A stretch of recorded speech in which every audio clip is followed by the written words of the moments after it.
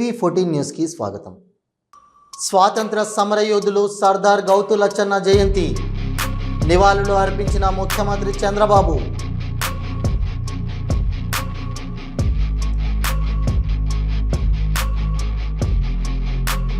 ఉధృతంగా ప్రవహిస్తున్న మంజిరా నది, ప్రముఖ పుణ్యక్షేత్రం ఏడుపాయల వనదుర్గామాత ఆలయం మూసివేత.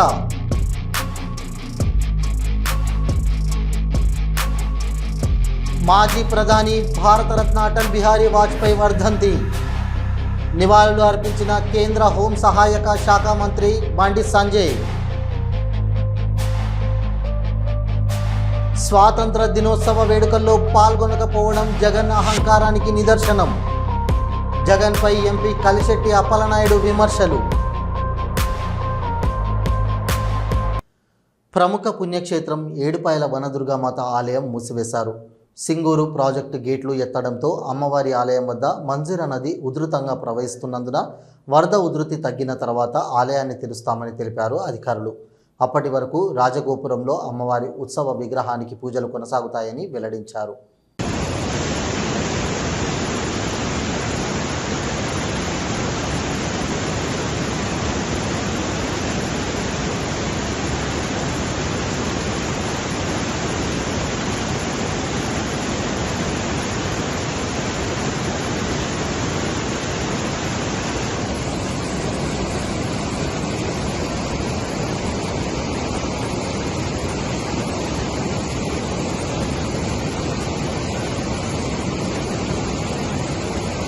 స్వాతంత్ర సమరయోధులు సర్దార్ గౌతు లచ్చన్న జయంతి సందర్భంగా ఆయన చిత్రపటం వద్ద నివాళులు అర్పించారు ముఖ్యమంత్రి చంద్రబాబు నాయుడు. ఐటీ విద్యాశాఖ మంత్రి నారా లోకేష్ కూడా నివాళులు అర్పించారు.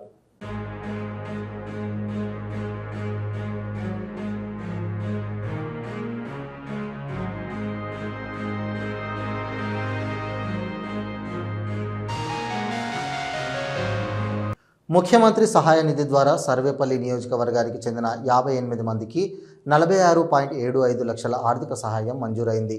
నెల్లూరులోని వేదాయపాలెం కార్యాలయంలో బాధితులకు చెక్కులు అందజేశారు సోమిరెడ్డి చంద్రమోహన్ రెడ్డి. కూటమి ప్రభుత్వం వచ్చిన తర్వాత ఇప్పటి వరకు సీఎం సహాయ నిధి ద్వారా 281 మందికి 3.25 కోట్ల ఆర్థిక సహాయం అందిందన్నారు.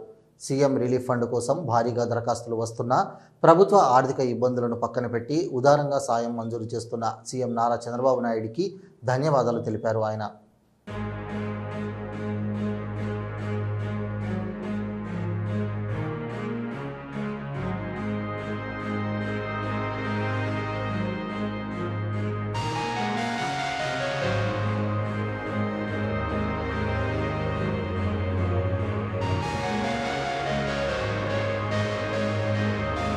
స్వాతంత్ర దినోత్సవ వేడుకల్లో పాల్గొనకపోవడం జగన్ అహంకారాన్ని తెలియజేస్తుందని అన్నారు ఎంపీ కలిశెట్టి అప్పలనాయుడు. రాష్ట్రంలో ఆర్థిక ఇబ్బందులతో ఉన్నప్పటికీ సూపర్ 6 పథకాలను అమలు చేస్తున్న ఘనత నారా చంద్రబాబు నాయుడుకి దక్కుతుందన్నారు. భారతీయులందరూ గర్వంగా చేసుకునే పండుగ జెండా పండుగ అని, అలాంటి స్వాతంత్ర వేడుకలకు దూరంగా ఉన్నారు జగన్ అని విమర్శించారు ఎంపీ కలిశెట్టి అప్పలనాయుడు. ముఖ్యమంత్రి గారు అమలు చేశారు. నిన్ననే ప్రతి గ్రామంలో కూడా పండుగ వాతావరణం, మహిళా సోదరీమణులు ప్రతి ఒక్కరు కూడా చాలా గర్వపడి మాకు బాబు గారు ఎన్డీఏ కూటమి మాట ఇచ్చింది, దాని ప్రకారంగా అమలు చేశారని ఒక్కొక్క మహిళా సోదరీమణిని కూడా చాలా ఆనందం వ్యక్తం చేస్తూ చాలామంది సెల్ఫీలు తీసుకుంటూ వారు ప్రయాణం చేస్తూ చాలా ఆనందం గడిపిన సందర్భాలు ఉన్నాయి. అదే సందర్భంలో ఈరోజు మనకు ఆర్థిక ఇబ్బందులు ఉన్నప్పటికి కూడా గత జగన్మోహన్ రెడ్డి పరిపాలనలో రాష్ట్రం అంతా కూడా అట్టడుగున్నా సరే ఆర్థిక ఇబ్బందులు కలిగించినప్పటికి కూడా విధ్వంసం గురైనప్పటికి కూడా ముఖ్యమంత్రి గారు వారి అనుభవంతో, వారి విజనరీతో, వారి మంచి ఆలోచనతో ఈరోజు కేంద్ర ప్రభుత్వం ప్రధానమంత్రి గారి సహాయ సహకారాలు తీసుకుంటూ ఇది రాష్ట్రాన్ని అద్భుతంగా పరిపాలిస్తున్న విషయాన్ని కూడా గమనించుకోవాలి. మిత్రులారా, మొన్ననే మనం చూసాం ఎన్నికలు, కడపలో పులివెందుల ఎన్నికలు. ఎప్పుడు కూడా మా అడ్డ పులివెందుల మాది కానీ, మా తాతది కానీ, మా నాన్న కానీ, మా జాగిరి అనుకున్న పులివెందుల ప్రజానీకం అదే అభివృద్ధిని చూసి, అదే ముఖ్యమంత్రి చంద్రబాబు చేస్తున్న కృషిని చూసి వాళ్ళందరూ కూడా ముందుకు వచ్చి అభ్యర్థి వైసీపీ అభ్యర్థులకి డిపాజిట్లు రాకుండా అద్భుతమైన గౌరవం ఇచ్చారు.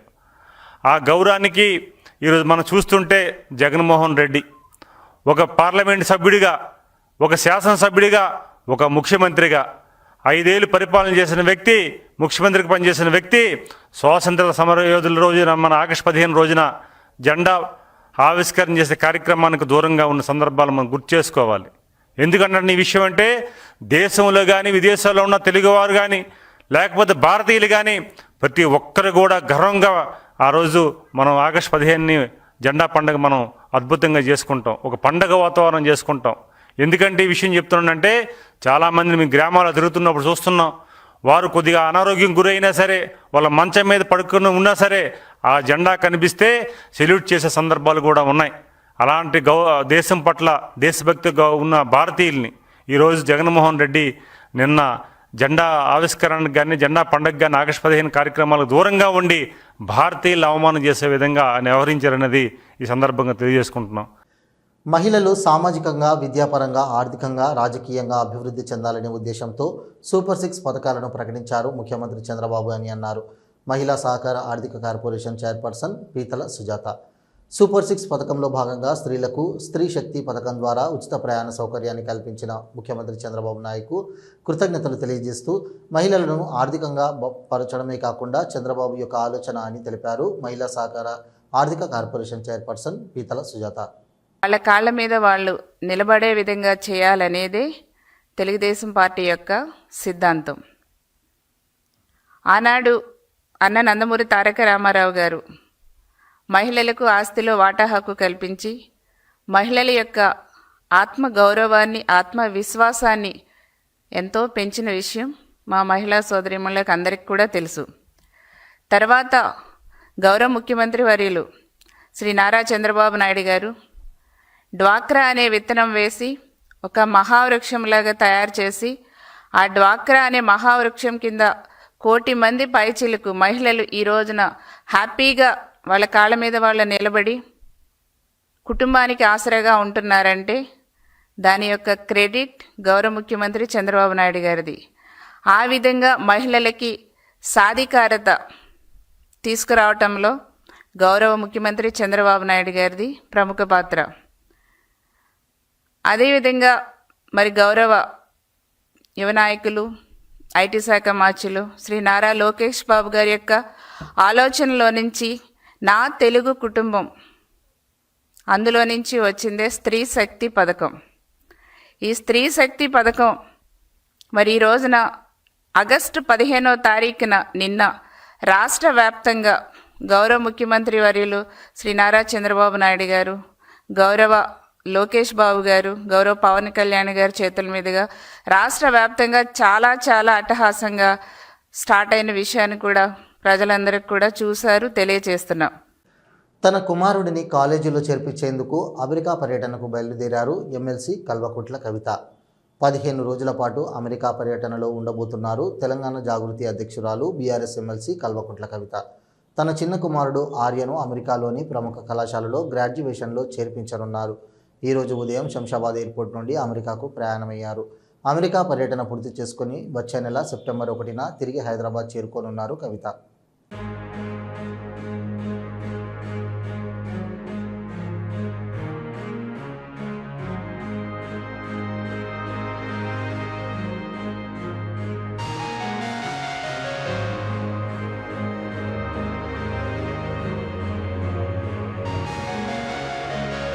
హుజూర్నగర్ నియోజకవర్గంలో వ్యవసాయ కళాశాల ఏర్పాటుకు 3 చోట్ల భూములను పరిశీలించారు నీటిపారుదల పౌర సరఫరాల శాఖ మంత్రి ఉత్తమ్ కుమార్ రెడ్డి.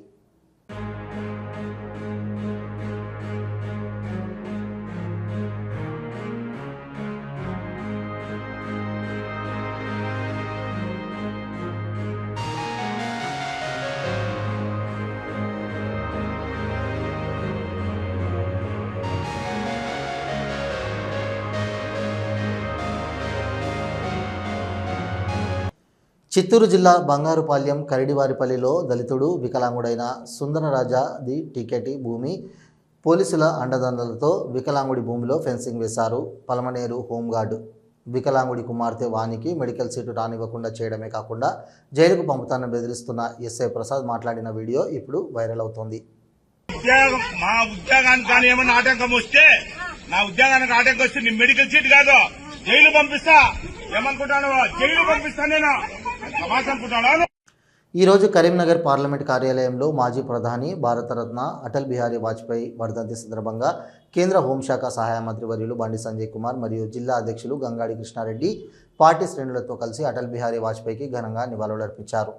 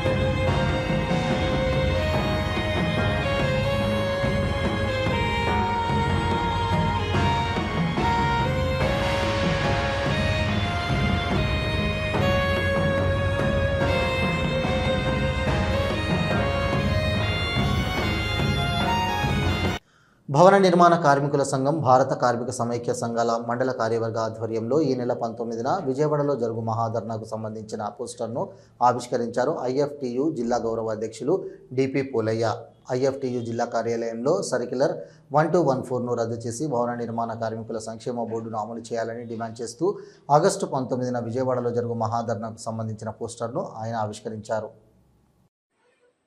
భవన నిర్మాణ కార్మిక సంఘం భారత కార్మిక సంఘాల సమైక్య రాష్ట్ర కమిటీ ఆధ్వర్యంలో కార్మికులకు సంక్షేమ పథకాలను తక్షణం అమలు చేయాలని, అనగా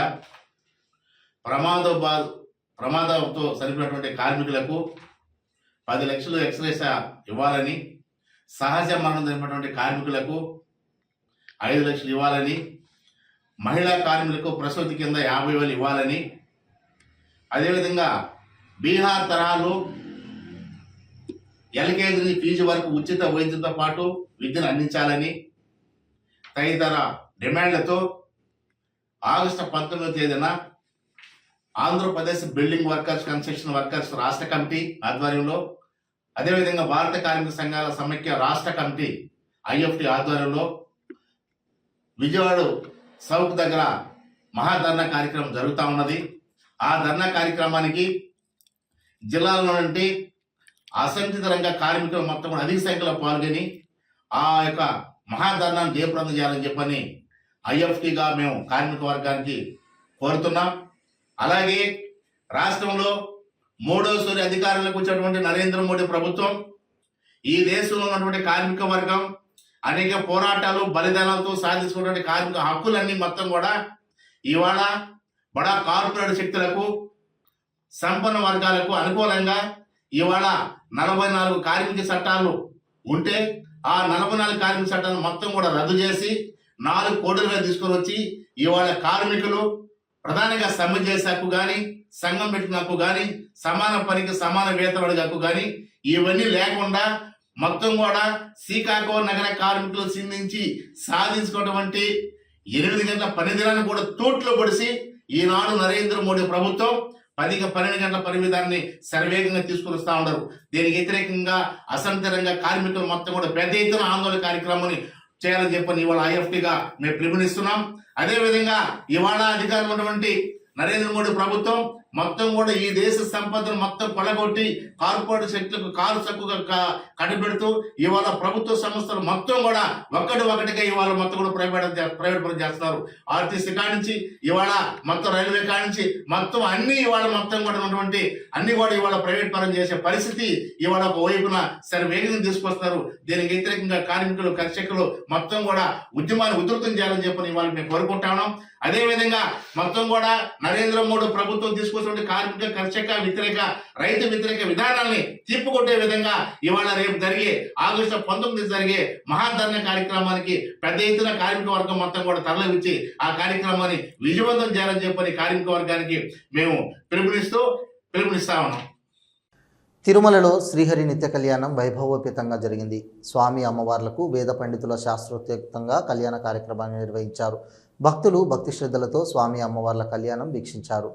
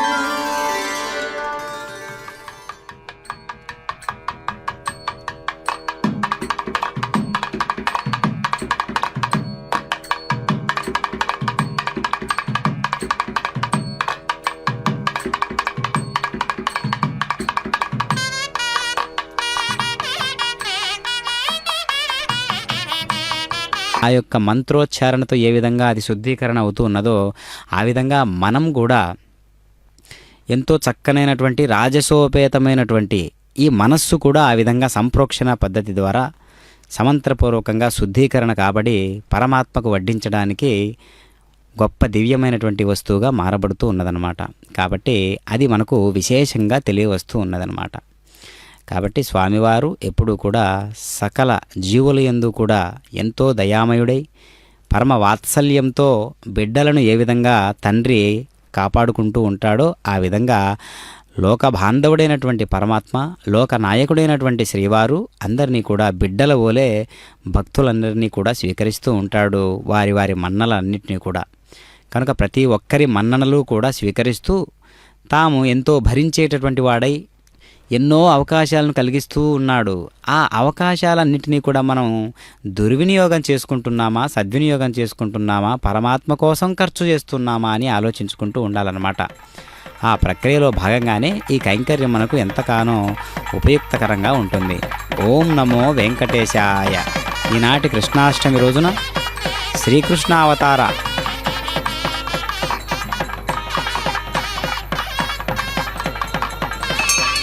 ప్రజాపతిష్టాముగం రాజాడమసృజత తంత్రయో వేద అన్వసృజ్యంత తాన్ హస్తే కురుత అదా సీతా సావిత్రీ సుమంగళీర్యం మధోరిమాగం సమేధవస్యత సౌభాగ్యమత్వే దత్వా జాధాస్తం విపరేతన శ్రియే జాతశ్రియ ఆనిర్యాయ శ్రియంబయో దర్దృభ్యో దాది శ్రీయంబసానామృతమాయన్ భవంతి సత్య సమిధాం శత్రవోః.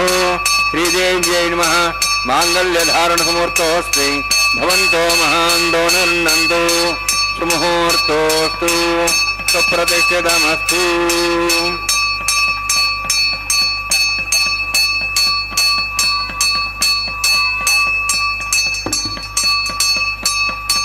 ప్రజాపతిస్తోమగం రాజానమసృజత తంత్రయో వేద అన్వసృజ్యంత తాన్ హస్తే కురుత అథా సీతా సావిత్రీ సుమంగళీర్యం మధోరిమాగం సమేధపశ్యత సౌభాగ్యమత్వై దత్వా జాధాస్తం విపరేతన మేధినీ దేవీ వసుంధరా స్యాద్ వసుధా దేవీ వాసవీ బ్రహ్మవర్చసః పితॄణాం స్తోత్రం చక్షుర్మణః. భూదేవ్యై నమః. మాంగళ్యధారణసముహూర్తోऽస్తి భవంతో మహాంతో న గృహ్ణन्तు సుముహూర్తోస్తు సుప్రతిష్ఠితమస్తు.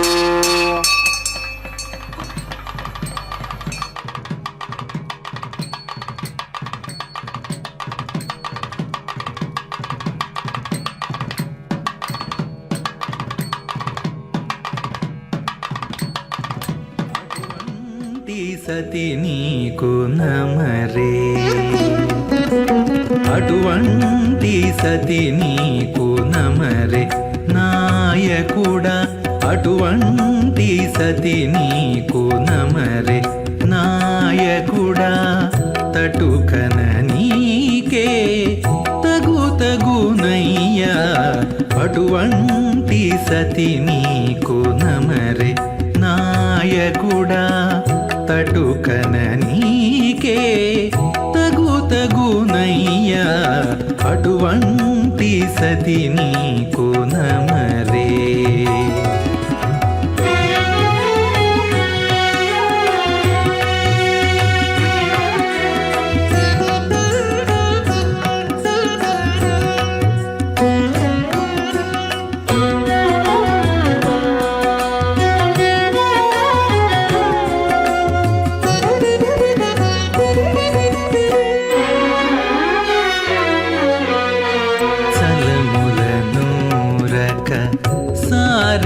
శ్రీకాళహస్తీశ్వర ఆలయంలో శనీశ్వర స్వామి తైలాభిషేకం నిర్వహించారు.